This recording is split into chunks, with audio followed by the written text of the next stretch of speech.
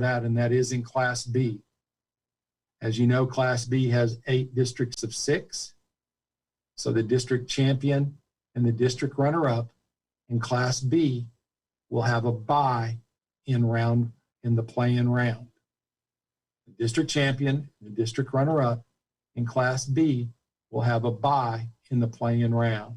So the play-in games in Class B will just be 6 versus 3 and 5 versus 4. Now, in any of the play-in round games where a school decides they do not want to participate, that will simply provide a bye to their opponent to the next round. And it is the school's choice if they would like to play in the play-in round. Schools have to tell us that by the Saturday of the 10th week.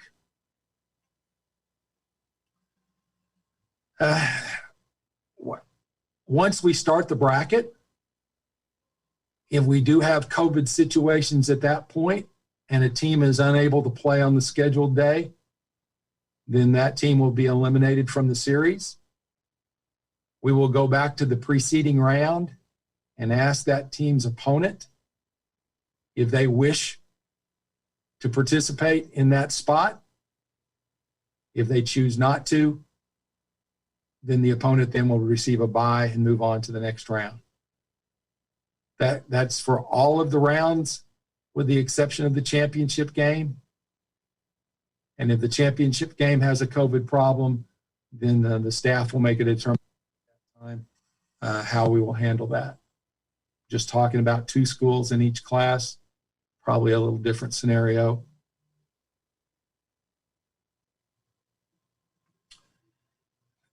Well, we are part of this plan, and this is not a playoff adjustment, but part of this plan, because of the number of games canceled, we would allow schools to continue to play their 10-game regular season beyond the 10th week of the football season. What I mean by that is if a school has lost 2 games to the COVID and the school is not wanting to participate in the playoffs and can find other schools that would like to play a game, they could certainly play that game at their discretion up until the time of the state championship game in their classification. So I know we have some rivalry games that were missed out. I know we have some important games to certain districts that were COVIDed out. At any time, even if those teams would participate in the playoffs and be eliminated, if they wanted to make up those non-district games or other games or schedule another game, they would be able to do so. Schools are still limited to 10 regular season games. So that's an option for those schools that did not get to a full 10-game season.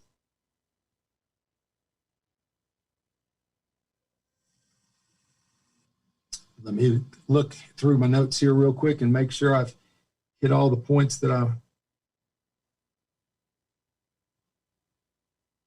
Okay, so recapping, schools that have missed games are in what we call a flag district. They have not been able to play all their games due to the COVID.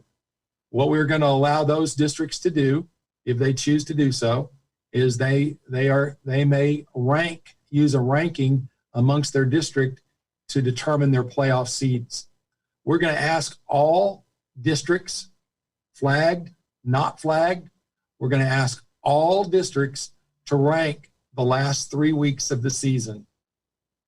Therefore, if a district ends up being flagged later on, it's not, they would still have that option. So if they're in a flag district, we're going to ask them, those ones that are in flag districts right now are going to have to make this determination by Friday at 10 o'clock. Do you want to use the modified criteria? Modified criteria being what the board approved on September the 18th. In other words, wins only. Do you want to use the modified criteria for seeding purposes, or would your district prefer to use rankings? Now, it will be a cumulative ranking. We would ask them to rank weeks 8, 9, and 10, and then we will add up all those rankings and take a district standing after all 3 rankings have been made. So we would ask those schools that are in flag districts to make that determination whether they want to use the modified criteria that the board approved on the 18th, or they could use a rankings criteria. And those rankings would be determined weeks 8, 9, and 10. If they're not in a flag district, in other words, they haven't lost any games yet, then those districts would use the criteria in the handbook that we've always used. The reason we're asking all of them to rank is, should any of those districts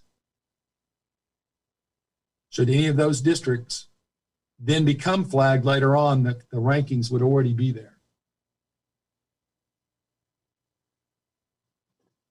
Okay, let me check on some of the questions in the chat so I can answer those. I apologize. I'm not very good at this.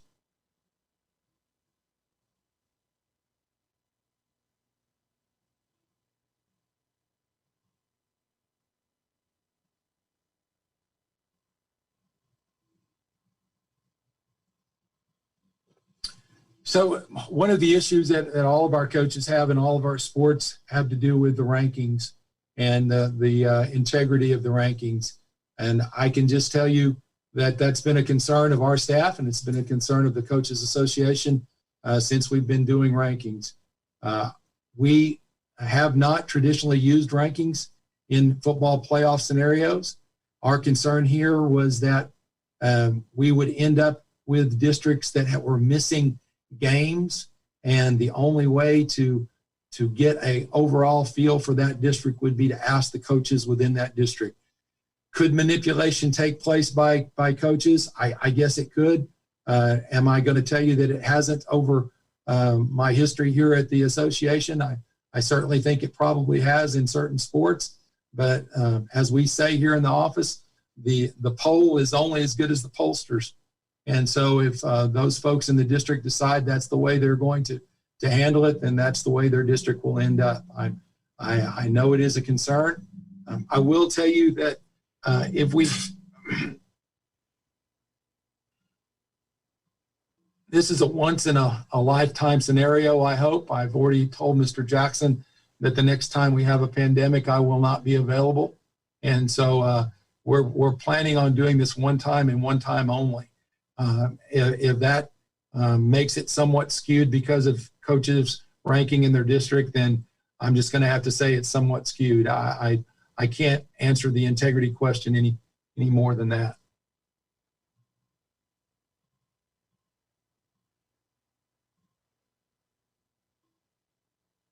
Correct. Yeah, if Team A beats Team B in the first round and Team A gets COVIDed out in the next spot, Team B is going to be allowed the option to advance. And if they don't do that, then whoever Team A is supposed to play in the next round would advance. We will offer the opportunity of the preceding round. Should the opponent in the preceding round decline, then the opponent in that round that doesn't have an opponent at that point would get a bye.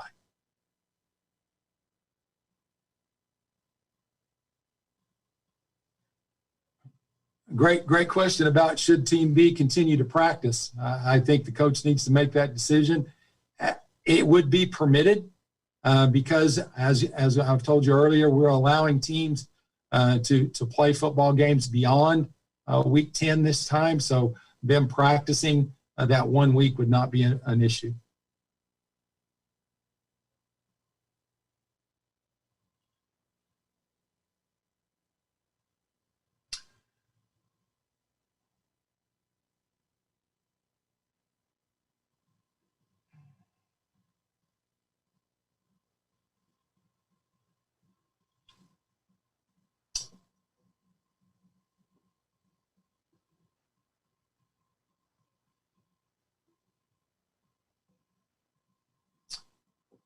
Mr. Kays, I'm not sure I understand your question. If you want to unmute yourself and ask it, maybe I can understand better what. Okay, Mike, can you hear me? I can. Okay, good. Obviously with what happened in the basketball tournament in the spring, there's been a lot of talk about the financial hit there and all, and this would appear to at least, add to that. But I'm wondering, in terms of the lost revenue, some of these schools have lost, 2 and in some cases even 3 home games, and because of the policy that was set up to say, well, if you can make it up, fine. If you don't agree to make it up, then you lose it. But what about their situation? And is there any? I know you guys are not over the schools per se in that regard, but the financial hit that some of them are going to be taking is pretty substantial. And then, the other part of that was, given the forfeit application that applies to the playoffs, that I know that, came out in a letter and was kind of changed up in the regular season. I think you'd sent out a letter on that several weeks ago. Would that have, given the hindsight of all this, you think it might have been better to go ahead and have the forfeit rule in place all along to kind of encourage teams to get these games in? I'm not really sure. I would have made any different decision, or we would have done anything differently on the forfeit rule. We did have some concern that we had schools that were being told they could not play games based on what they were hearing from their county health was shutting them down, which I totally understand that. Without schools having the final say so, that's where we kind of got hung up on making them forfeit. That's why we went and revised the plan to say if your school gets COVIDed out, then it just becomes a non-game. Financially, yes, I think that we're very aware that there are schools. That was part of allowing the schools to continue to play beyond week 10. If they had missed some home games and could find opponents that wanted to play, we wanted them to have the opportunity to do that if they could make it happen. So that was kind of the thought there.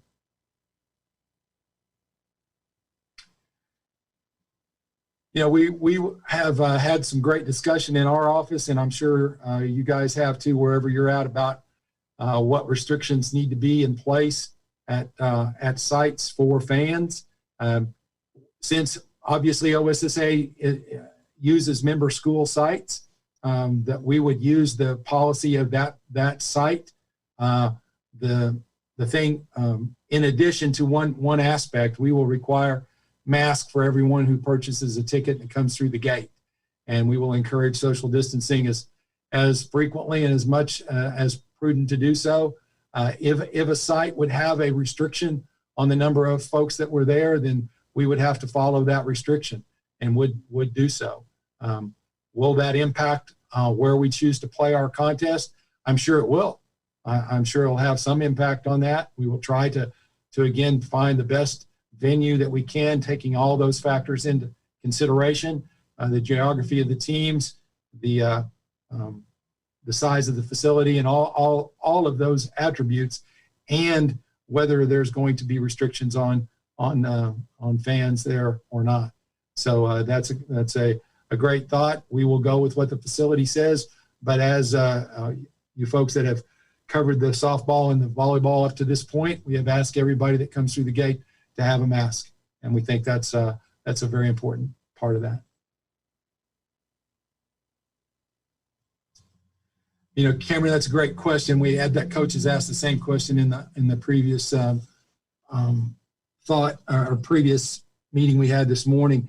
Once we get the seating, once we get 1 through 8, then you go to the bracket in that positioning.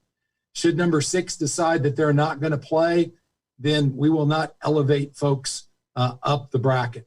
So once the seating is done and your district has, whether that's by rankings or it's by normal criteria or modified criteria, once we have a 1 through 8, that's how you advance to the bracket. There is no team that opts out at that point and causes people to raise in their district standings.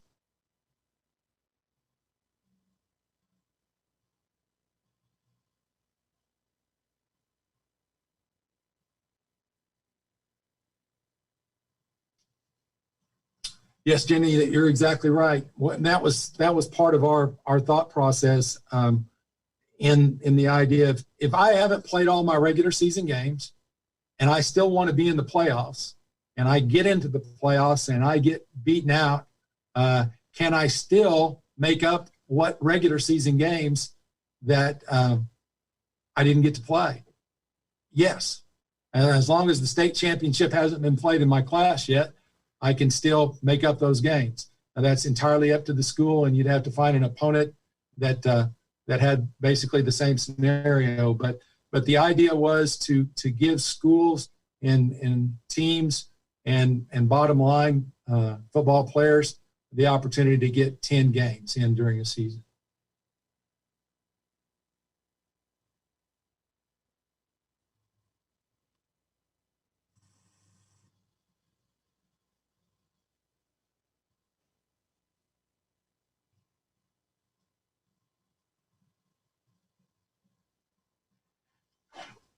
Have we considered how extending the football situation would have impact on basketball season? Certainly, we had great discussion within our staff about that. That is one of the reasons we obviously keep the playoff dates in place. Again, this being a one-time only situation, we're not totally sure how the basketball thing's going to roll out either. We're going to start with it and proceed as we normally do. There would be some schools, I think, that would have some issues of having athletes in both sports, but that is an issue no more than it is during a regular season. If your team advances deep into the playoffs, it does add one more week to the scenario. You're correct. We would discourage teams from just practicing after the 10th week. We would allow teams to practice that were preparing for a game that they had scheduled, but we will not allow football practice without having a game to point towards. We won't allow teams then to just practice football till the end of the semester.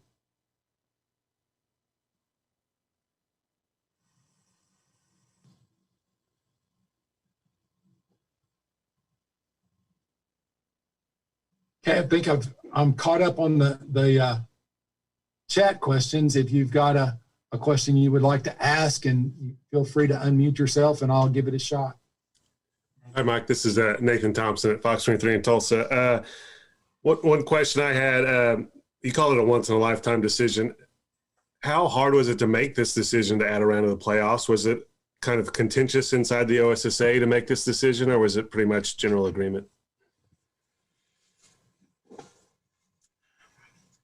It was a very difficult decision, and to extend the playoffs, and to, as others have pointed out, to extend a season into other seasons.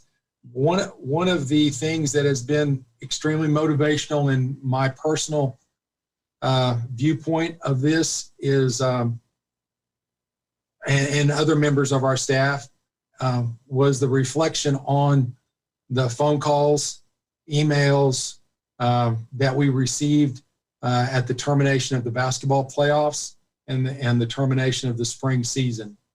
When we had students that had basically practiced their whole life to get an opportunity to go to the state golf tournament as a senior, and now there was no state golf tournament. Played baseball all my life with a chance to go to the state baseball playoffs, and now there's no state baseball playoffs. Those children that were in Tulsa, that were in Oklahoma City, getting ready to put their shoes on and go out and play basketball in the state tournament, and then all of a sudden that wasn't there. That was very difficult, and to then make decisions on offering that opportunity to other children to other students was a big driving force. Our staff committed themselves very early in the end of the spring.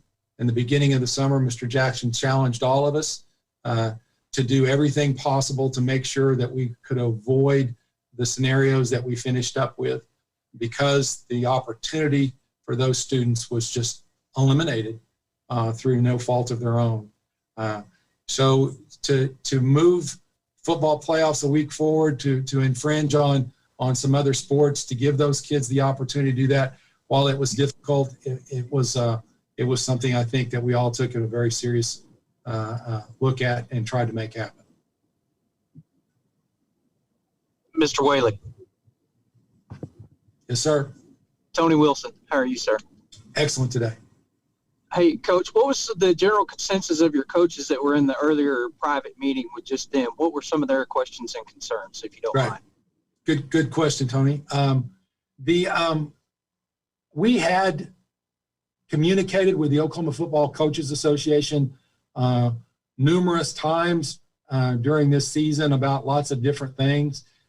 We had some administrators reach out to us during the year about, what are we planning on doing? Is there any way, do we modify the playoffs? Do we let everybody in? We bounced that idea off of the Football Coaches Association and their board. They looked at it. We had reached out to some administrators on our board and had some input from them. There are a few that are concerned about aspects that you guys have brought up already today about extending and do we let everybody in and those kind of thoughts. But the general consensus from the Football Coaches Association was yes, we would like for everybody to get in. There were certainly some questions about how that was going to be done. They were concerned that the missed games within district play was going to impact the seeding within the districts. They were very much in favor of having a choice of using rankings or using the modified criteria and letting those 6 coaches within that district make that call for that district. So overall, Tony, I would have to say that they were in favor of what's taken place and support it. Obviously, we wanted some input from them. We just felt like that giving all those students a chance was the best thing to do. Hey, Mike, it's Jenni Carlson. Hey, you guys have been pretty reactive all the way to try to come up with different ways to make this work in a really tough situation. At what point did you start to wrap your head around that an extra round of the playoffs might have to be the way this went, that giving everybody a chance? Was it before district play started? Was it once district play got going? Was there a moment where you sort of came to that realization yourself? Well, as much as I try not to, I do watch the news and the numbers. And the fact that the news and the numbers weren't changing and we weren't decreasing. I thought actually when we started that by the time we got into district play that we would probably have a different scenario taking place within the state. I think Mr. Jackson and I discussed almost every morning since this semester started about how many games were being canceled and how did that impact what we were doing. When we got to the second and third week of district play and we weren't seeing any decrease in the number of cancellations, and we were seeing schools, we had one school in Class A that didn't get to play a district game until week 4. They lost 3 games in a row. Now we started to see, well, wait a second, there's not enough time left to make all of those up. And squeezing all those games into a short amount of time probably wasn't going to be a very prudent thing to do. So I would tell you we'd considered making some changes, but actually coming forward with we need to do something, and the play-in round looked like the least intrusive of the options that were there. That probably happened about between the second and third week, or the third week, when we realized we weren't making any progress on decreasing the number of canceled games. Thank you. This is a clarification. Basically, the rankings will be compiled for those 3 weeks, 8, 9, and 10 to get a seeding place. So it's not just 1 week evaluation. It's those 3 weeks that all of those 8 coaches will turn in their 1 through 8, and then you will get a consensus after that. Eric, that's exactly right. We will take a cumulative grouping of the rankings that have been submitted by the coaches. It won't be just a 1 week, or it won't be just a final week. It'll be all 3 weeks added together.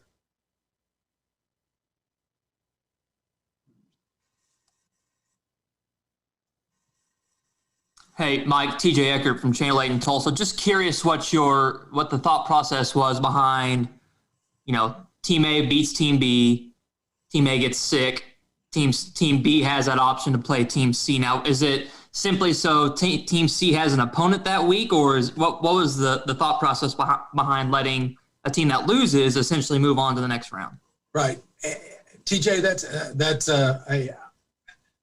what we're using here is a criteria that we use when an ineligible player has been determined. If we are notified that a school had an ineligible player, we have policy that gives us the descriptor that you just gave.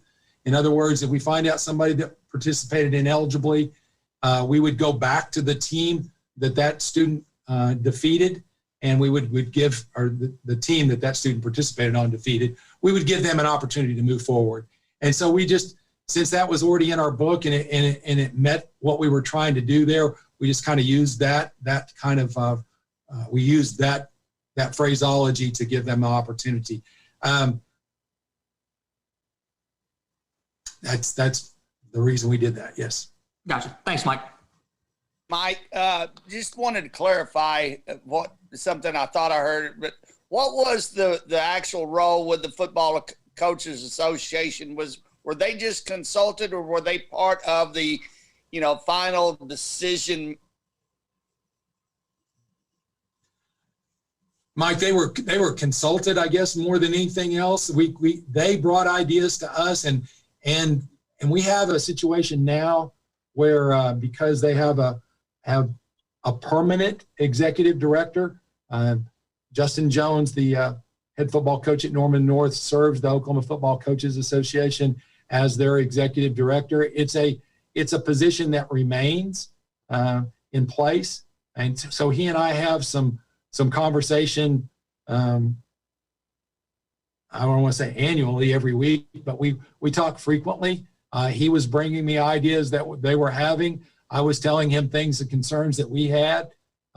We got to a point a couple of weeks ago where we talked about letting everybody in, and if we did that, what would have to happen? The seeding then became a question. If everybody was going to be in, how were you going to determine the seeds? They were in favor of ranking, even though, and most football coaches, when you get to week 8 or 7 within the football season, they haven't played all their district games, obviously, but they've seen everybody in their district on tape, maybe multiple times. So there wouldn't be a problem with them ranking those teams, or they would have some information to do so. Did they give a stamp of approval? It wasn't that type of deal. They were giving information. We were sharing data with one another.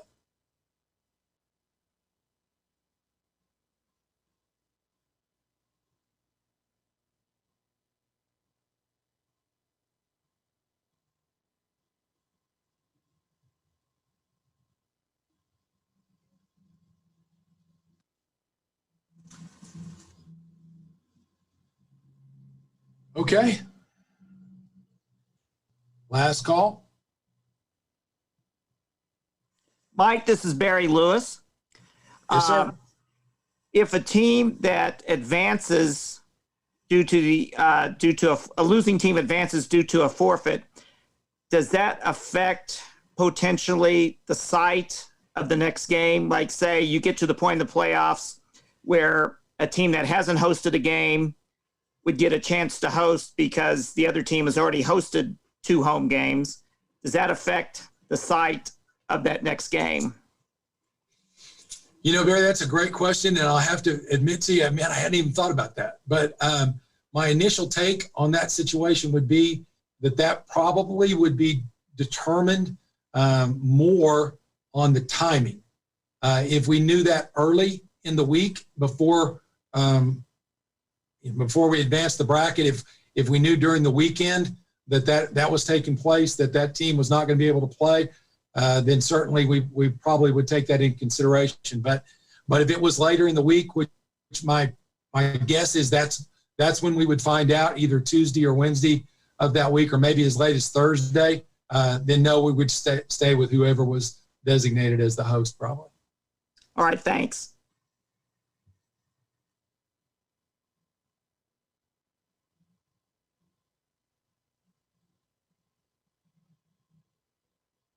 Okay, I will be glad to take email questions if you've got something later on, or Van Shea, if you wanted to visit with him, and he and I can put our heads together and answer those. We'd be glad to do that.